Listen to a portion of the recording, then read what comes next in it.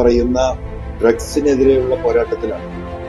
മയക്കുമരുന്നും മദ്യവും കേരളത്തെ പരിപൂർണമായും, കേരളത്തിന്റെ സാംസ്കാരിക പൈതൃകത്തെ, നമ്മുടെ സാമൂഹിക സംസ്കാരത്തെ, ഈ നാട്ടിലുണ്ടായിരുന്ന മനുഷ്യത്വപരമായ മനുഷ്യരുടെ സംഘാടനങ്ങളെ എല്ലാം തകർത്തെറിയുന്ന രീതി, ഇന്ത്യയിലെ തന്നെ ഏറ്റവും വലിയ മയക്കുമരുന്ന് കേന്ദ്രമായി നമ്മുടെ സംസ്ഥാനം മാറിക്കൊണ്ടിരിക്കുകയാണ്.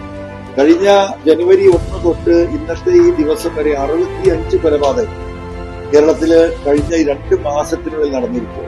അതിൽ 56 കൊലപാതകങ്ങൾ ഈ പറഞ്ഞതുപോലെ മദ്യത്തിനും മയക്കുമരുന്നിനും അടിമപ്പെട്ടിട്ടാണ് എന്ന് പറയുന്നത് ലോ ആൻഡ് ഓർഡർ DGP ആണ്.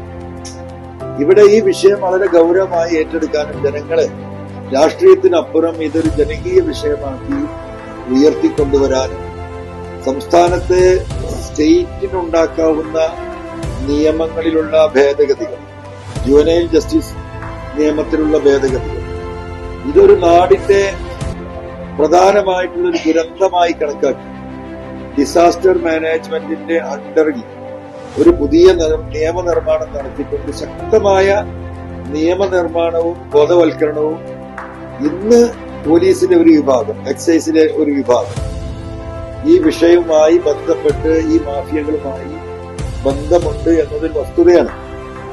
അതുകൊണ്ടാണ് ഈ കണ്ണിയെ അറുക്കാൻ നമുക്ക് സാധിക്കാത്തത്. ഭരണസിരാ കേന്ദ്രത്തിലെ ഉത്തരവാദിത്തപ്പെട്ട ചില ആളുകൾ ഈ കണ്ണിയിൽ പെട്ടിട്ടുണ്ടോ എന്ന് വ്യക്തിപരമായിട്ട് നമ്മളത് സംശയിക്കുന്നുണ്ട്. അപ്പൊ അങ്ങനെ ഉണ്ടെങ്കിൽ ആ രീതിയെ കൂടി കണ്ടെത്തിക്കൊണ്ട് ഇത് നിർമ്മാർജ്ജനം ചെയ്യുന്നതിന് കേരളത്തിലെ മുഴുവൻ ആളുകളെയും ഒരുമിപ്പിച്ചുകൊണ്ടുള്ള ഒരു മുന്നേറ്റത്തിന് ഞങ്ങൾ ചില സമര പരിപാടികൾ ആലോചിക്കും.